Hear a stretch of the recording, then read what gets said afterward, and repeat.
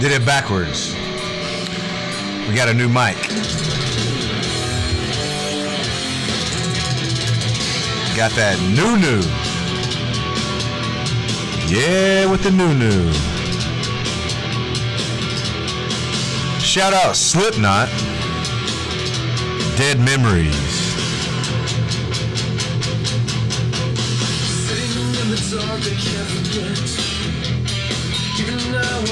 That was my shit back in the day. I mean, it's still my shit. But that was like my shit back in the day. You know what I'm saying?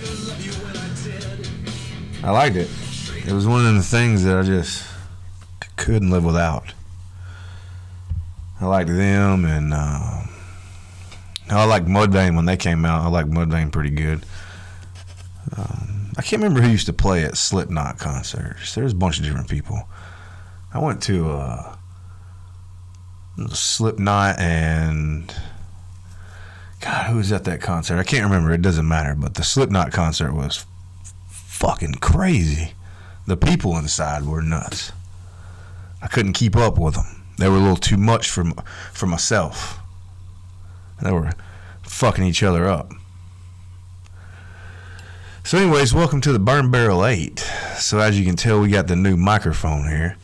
I don't know how it'll pan out. This is it. I'm doing it like this. You know what I'm saying? Had to get this one because the other one sucks.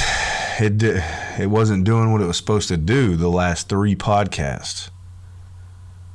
Like it didn't work, and the audio was coming through my fucking computer instead, and that computer wouldn't let me use this, so now we're using the old computer, and here we are still stabbing.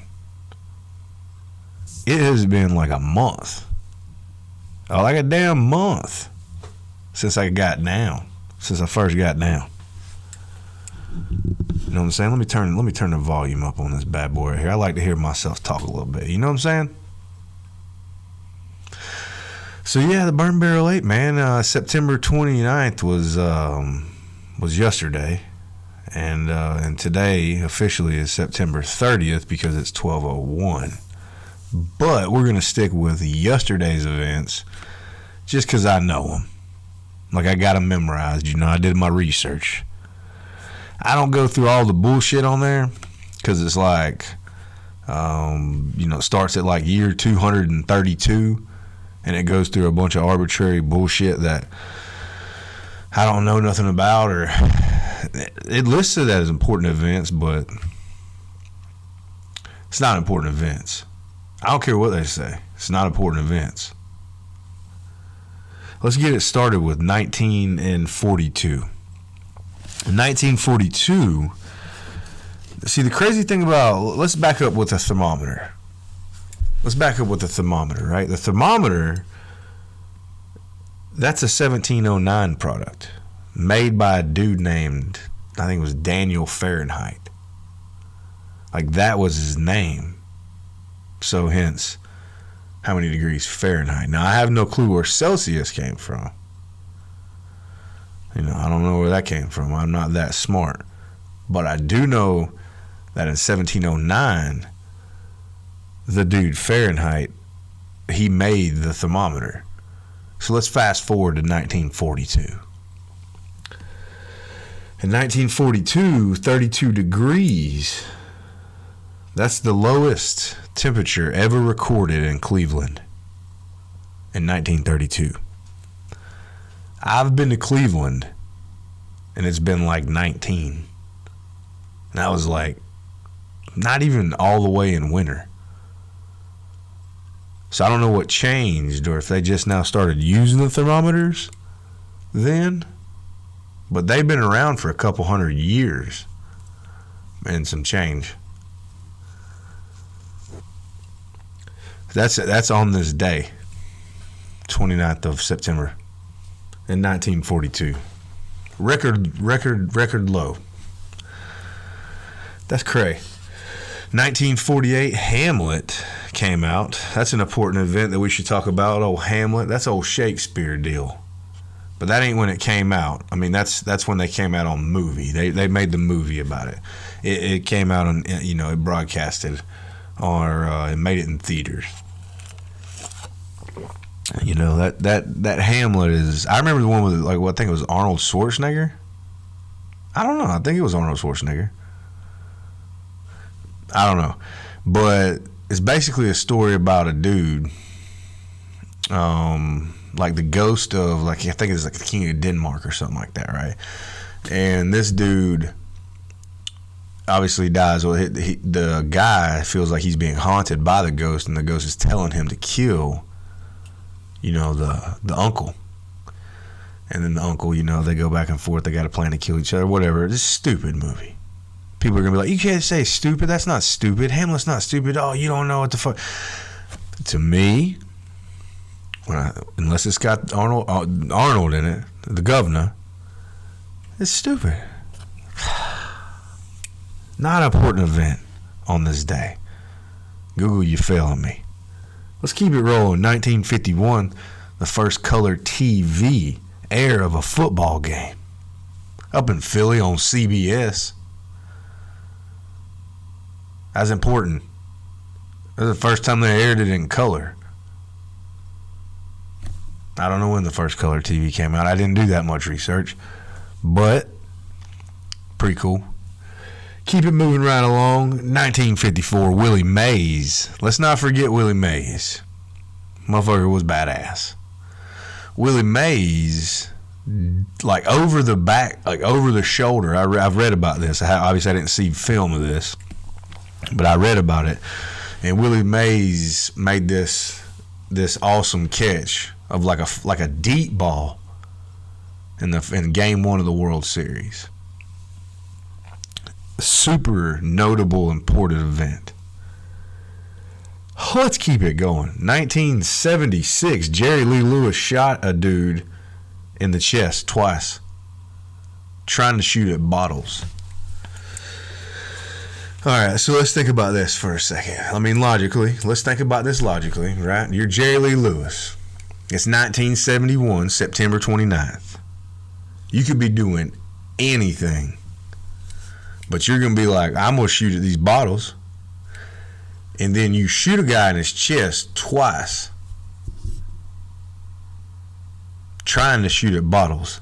That's the narrative they gave. If that's what really happened, I'm just curious as to, you know, what Jerry Lee Lewis was thinking after the first shot. Like, do I shoot him again? You know, like, to just go ahead and put him out of his misery? Or, damn, I missed the bottle. Let me go ahead and try to get it. Shot him twice. Not a notable event. Not a notable event. I know motherfuckers that have done dumber shit. Let's keep it moving. 1985. MacGyver airs. MacGyver airs in 1985. I was only 2 years old. But I watched it a bunch, like growing up, you know, 8, 9, 10, 11. And I used to fuck with shit and be like, oh, I'm MacGyver. I'm a guy. Everybody did. Everybody be like, oh, you look at you, fucking MacGyver. Like when somebody rigs some shit up, that's what you say to them. Oh, look at you, MacGyver. You know what I'm saying? Like, that's what the fuck you say to them. If you don't say that to them, I don't trust you. Like if somebody rigs up something awesome and you're like, damn, look at you. Like you got to be like, damn, look at you, MacGyver. Like what else do you say? Do you say, oh, damn, look at you, Bob Vila? No, that's when you build something. That's when you build something. That's be like, oh, you're a regular old Bob Vila, ain't you? You see what I'm saying? Anyways, let's keep it moving. 1987, Don Mattingly. If you don't know who Don Mattingly was, he's a badass baseball player. Don Mattingly hits his 6th Grand Slam. 6th Grand Slam. Think about that, boy. His 6th Grand Slam of the season. That's of the whole ditty, the whole sheboyg. 6 grand slams is like at the first one you're like, oh hell yeah, I got a grand slam, and everybody's like, oh you got a grand slam. Oh, second one, they're like, oh you got another grand slam. Oh my god, 2 in 1 season. Don, you're the man. Oh Don, it's two now. 2 ladies on one on his weenie. Then he hits the third one. Everybody's like, holy shit, hat trick. Hat trick, he shot a turkey. Right? He did a three-peat. And then they're like, Don, you're the man. You're the fucking man. You know what I'm saying? Like, people, that's incredible. That's something to be, you know, proud of if you're Don. But then Don hits number 4. Okay, think about number 4. Number 4, everybody's like, all right, motherfucker, Don, check his bat. Check his fucking bat. What's going on? How's he doing that? I mean, we're proud of you for hitting number 4, but how are you doing that? You know what I'm saying? And then number 5 comes along, and Don's like, pow, hits number 5. And then basically everybody's like, all right, fuck Don. All he does is hit grand slams. Holy shit! Like, you don't even want to pitch against him at that point. You don't even want to throw against Don at that point, because he's gonna hit a grand slam. So when he hit his 6th one, people were like, whatever. What's for dinner tonight? That's just Don being Don. But it is an important event because obviously he didn't hit any more that year. 6 in 1 year. September 29th is when he did it. That's incredible. 6 in 1 year, grand slams. That's everybody loaded. The pressure's on. Pow! It's out of here. Let's keep it moving. 1990.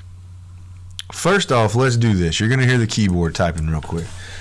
When was the Washington Monument built? National Cathedral. The National Cathedral. Okay. The National Cathedral. When was that built? 1907 they started that. They started that in 1907. On this day. September 29th, 1907. They finished it 83 years later, 1990. Like, imagine you got the tile job on that motherfucker for like 90 years. Or the paint job. Or the sheetrock. Or whatever. Like, that was your job for 90 years. Your kids' worked on that deal. See what I'm saying? Holy fuck. 1990. Let's keep it moving with 1990. I like 1990 was a good year. 1990 was a good year because I was a wee lad. Okay, I was in what was that, first grade in 89. So second grade in 1990. Miss Thurman's class. She was an evil woman. Very kind, but evil. You know, like when you cut out a line. That bitch. Hope she's doing well. 1990, the YF-22, which is also known as the F-22 Raptor, made its first debut. It was a big deal because I lived here in Georgia, and I can't remember if they did it at Lockheed, like it made it there or whatever. I think they did, but they flew one there, and we all got to watch it, like from the road. It was a big deal, and it was pretty cool to watch them. They were pretty cool to watch fly. That is an important event on this day in 1990. Let's fast forward it all the way to 96 to the Nintendo 64. That was the shit. I was 11 years old. I didn't have one, but I went to my friend's house and they had one. I used to go to my friend's house and they'd have one, and I'd be like, oh, we're gonna play that shit, and then we'd play it, and they never really let me get a turn because I was kind of the outcast. I just wasn't from the neighborhood. I was creeping down there. Wasn't many kids in my neighborhood. And so you had to creep to another neighborhood. And then they'd be playing their Nintendo 64, and then, I'd be like, can I get in on the game? And they'd be like, after we get done. And then they never got done. So, fuck them, on that. Let's keep it moving. 2018. Last notable event for me, Kanye West let us all know that he was changing his name to Ye. Or Ye. Ye. It's Y-E. Y-E-E would be Ye. You can't take Ye, Kanye. Yayo is code name for that Ye. You can't just... like, that's just me being like, I'm going to call myself Weed. You can't just be like, I'm Ye. That's another word, too. Like, yay. People are crazy out here. Let's keep this damn podcast fucking moving. Okay? My main thing that I wanted to talk to you guys about today was, like, does everything happen for a reason? You know what I'm saying? Like, does it happen for a reason? Because a lot of times, like my side, I find myself often at times generally just waking up and just going with my purpose, of course, but sitting around thinking, what in the fuck am I doing? Like, why did that happen? Especially with tragedies and different shit, just self-demise even. Like, why does this happen? Like, what's the reason why it happened, you know? What's weird about that is that most people try to stay on top of their bills. That's the number one thing that most people try to do. They try to stay on top of their bills. They try to make sure that shit's paid on time. They try to make sure they're doing the right things, taking care of themselves. And we fall short. A lot of people fall short on many extremities, from personal hygiene to finances to all kind of stuff. But there's a general process that most people will try to gain more than they try to lose, just because losing just feels like horrible. A lot of people feel like they lose a lot, though. And, you know, when they do, it's unexplainable to them. Like, not even the smartest or the wittiest person can explain, you know, the loss to them or the change or anything, you know. They never ask why. You know, my guilty as charged, never ask why things are the way they are when something good happens, because we're just like, oh, that's just, we don't look a gift horse in the mouth. But a lot of times we let the things that did happen, you know, kind of hold us down and hold us back. And I think that basically that things get switched around with us as humans. Because think about when you were born. Like, if we were born way back in the day, we wouldn't be having these podcast talks. Like, I wouldn't even be using this lingo, this language. It'd be art, thou, far out, thou, whatever the hell that it was. I don't know. That's obviously not when the first people started talking. Who knows what the language would have been. But hell, I don't even know what I was getting at with that. But back in the day, we wouldn't be able to get this message out because it was a different time, you see. Nowadays, we can say and do a lot, and we can infect people with our thoughts, our negative and positive vibes and stuff like that. We just try to be normal and be cool. We hate when something happens to us that throws us off of our game.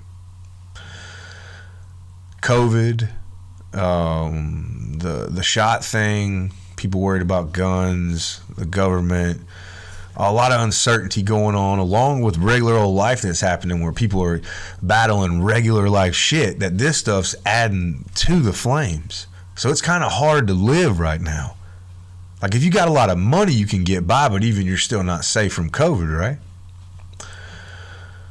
North Korea testing missiles or something like that. You don't know what's going to happen. Russia and China teaming up, you know, we may have to go to blows, right? We don't know. There's a lot of uncertain things out here. It's got us all cattywampus. All crooked. Let me explain to you how to live in these uncertain times, in my opinion. And that is not forget everything you know, but, you know, let it go. Like, you can let it go and learn to live. You can learn to love yourself, You know, there's no reason to get down. Say you're losing your job and your relationships, and things changed for you. You got divorced or something, or you had to move out of your house, or you got some sort of addiction or some sort of spending habit or something that keeps you down low key, that you hide from other people, but it's your main thing that keeps you buried. And a lot of times people can't translate that to others, and they have a hard time, and they shut down, and then they end their lives. They kill themselves. Other people deal with it, some, and learn their lessons and keep moving, but ultimately searching and knowing that even after a lot of things have happened in my life, I'm like, well, especially at this point, is like, let it go. Like, now, heaven forbid something happen, you know, tragedy close to me or something like that, like it has for many people recently, you know, with COVID. A lot of people passing away with that shit. It's real now. Obviously, it's really making people fucking die. You got to tighten up a little bit with that love and make sure you're giving it more than you're taking it, you know. And live in these moments with each other, right? Because, like I said, things get all fucked up so we can relish them and enjoy them at a later date in time. Now, that doesn't go to say that, like, say I was talking about being born in this time, in this day, in this era, right? But if we were born like in the Holocaust and we were Jewish, like, our lives, you know, what was our existence for? Was it for history, for later on to talk about? Life's a hard thing to understand. Why the fuck are we the way we are? Why were we born who we are? Or the gender, color, where we were born, when we were born, how we were born. It's all unexplainable. And when you try to think about it, the main thing you can go with is the flow. If you can help it, because, like, you'll go through things in your adolescence that sometimes you may not grow out of, and it may take you to your adulthood to get past, but eventually you try to graduate to a different level of thinking when you get older, and these things they're a little bit easier to deal with. But life teaches us lessons, baby. You know, we got to bounce back every single time. You know, it's just do it a little bit better than the last time, because every day you wake up, you know, you're given a couple of things. That's what they say. You're given another shot at it. You're given another crack at, you know, which way you want to do it. I think I heard it, and I'm not trying to reword it. I think now that I said it, I think I heard it as you get another chance and another choice to make. Another chance at another choice to make. What are you going to do? That's what you're guaranteed every day you wake up. It may seem like you're falling backwards. But you got to just move forward. And that's easier said than done a lot of times. It is. It's really easy to sit in our heads and just salt in our wounds sometimes. You know? I feel like reason. It's the meaning why we give. You know, it's the meaning we give to the actual things that happen, like the events that happen in our lives. There's a reason why everything happens. There's a reason why everything we do happens. There's a reason why we do things, right?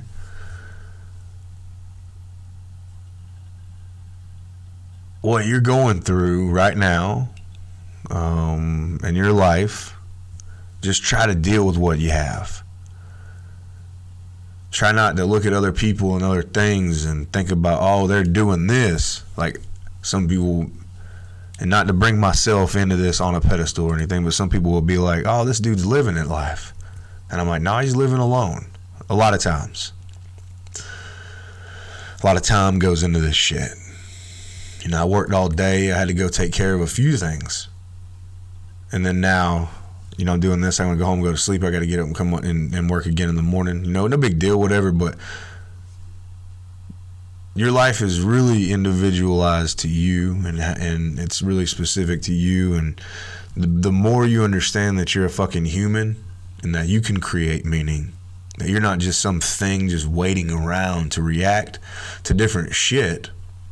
Once you figure that out, you'll start purposely trying to create a different thing. And it may happen in your 30s and your 40s, but I encourage you to let it happen right now. Like, just go for it, man. Go for it and live good while you can.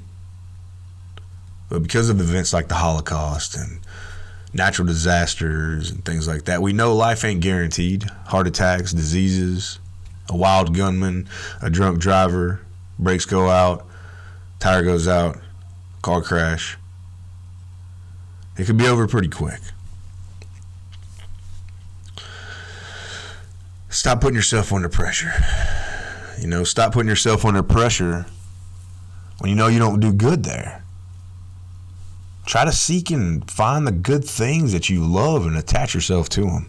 That's not false motivation. That's not false information. Do that. And do it as quick as you can.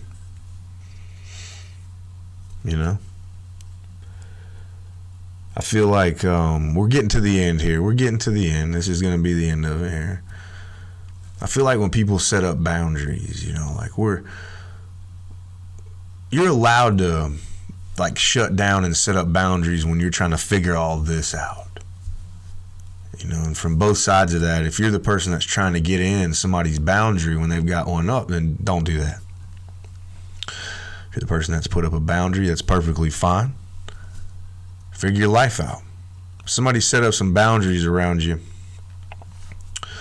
what do you do with that? I'll give that to you in these last few minutes.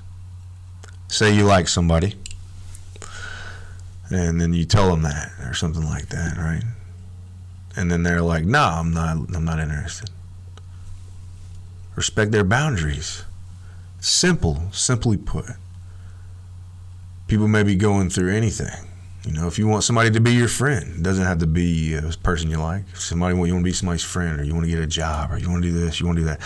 All this stuff that happens around you, when these boundaries pop up, you have to respect boundaries. That's a big deal. Why are we talking about boundaries after we're talking about all this? Did it happen for a reason? Sometimes boundaries are up for a reason. They steer you in different directions to do different shit. It could make you better, where you think you're losing because you can't get that one thing, that job, that person, that goal or whatever. That boundaries pop up. Anyways, we're getting long-winded. Let me leave you with this right here, and then I'm going to leave you with a little bit of music in our last little minute here. I want you to do me a favor, and I want you to love yourself today. You may be the worst person on earth in your head. You may have done it all. From some criminal shit, spent time in prison, cheated on somebody, lost it all, lied to people, stole. Any day is a good day to reboot. Any day is a good day to get yourself together again before you die. Give it a crack. Give it a go. Be the best person you can possibly be today. Don't even think about tomorrow. Do it today. And if you wake up again tomorrow, do it again. And again, and again, and again, and again. But never anticipate anything more than right now. What you're being fed and what's feeding you is important for you to understand with your existence of why you're here and when you're here. Follow your heart, follow your dreams. I love you. Very much so. And, yeah. Here we go. The Burn Barrel 8. We're out of here. Counting all the assholes in the room. I'm definitely not alone. I'm not alone. You're a liar, you're a cheater, you're a fool. I've been all of those before. Just like me, That's Still Counting by Volbeat. And we're out of here. We're the Burn Barrel. I say we're, but it's just me. I love y'all.